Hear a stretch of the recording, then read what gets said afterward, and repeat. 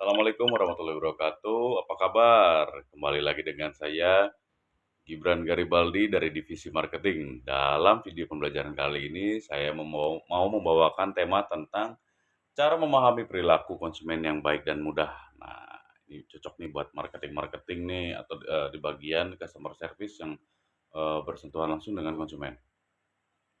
Kalau Anda adalah seorang pembisnis, maka penting untuk memahami bagaimana perilaku konsumen sehingga akan membantu mengembangkan usaha yang Anda miliki. Dengan mengetahui bagaimana konsumen akan mempermudah Anda untuk memberikan pelayanan yang terbaik, sehingga mereka bisa puas. Menjaga kepuasan konsumen dan pelanggan adalah kewajiban bagi semua pelaku usaha untuk kemajuan usaha mereka. Apa yang disebut perilaku konsumen itu? Sebelum membahas lebih lanjut tentang perilaku konsumen, Anda harus memahami dulu apa yang dimaksud dengan istilah tersebut.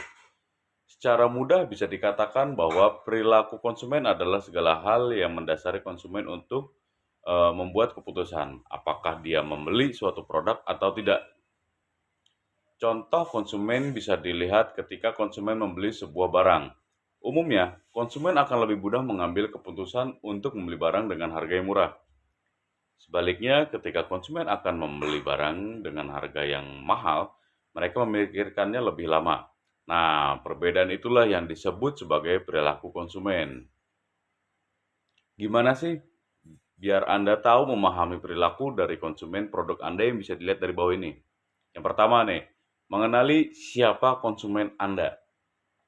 Agar bisa menjual produk dengan omset lebih tinggi, Anda harus mengenali siapa konsumen Anda.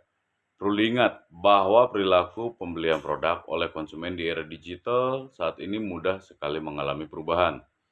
Konsumen kemungkinan besar akan memiliki kembali untuk membeli sesuatu atau tidak, sorry.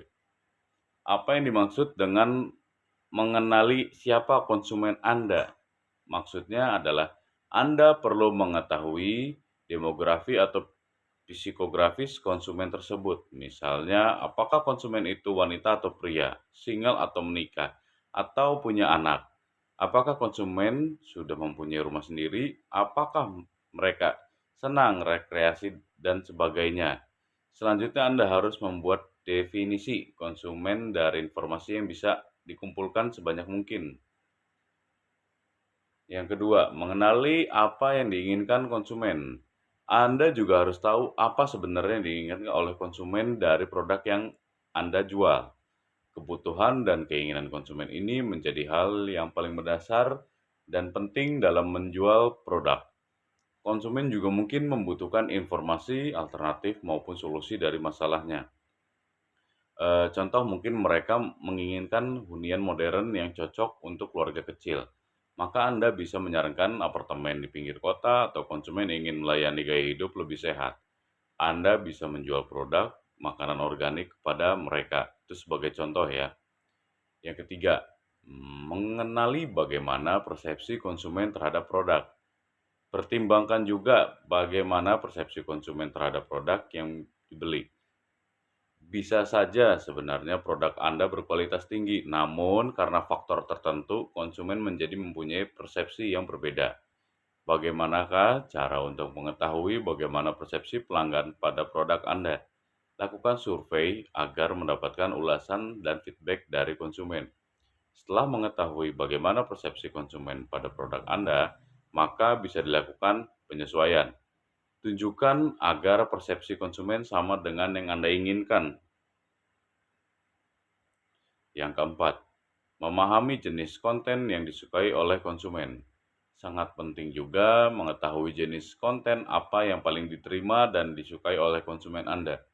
Mungkin konsumen menyukai sebuah konten, namun kurang menerima konten yang lainnya. Setelah mengetahuinya, prioritaskan untuk menyediakan konten yang disukai oleh konsumen atau konten-konten kekinian. Anda bisa mengetahui konten apa yang disukai konsumen melalui banyaknya jumlah like atau unlike, follow atau unfollow, dan sejenisnya. Lihat juga seberapa besar konsumen dalam menyikapi ajakan beraksi, call to action disebutnya. Yang kelima, menempatkan diri sebagai konsumen.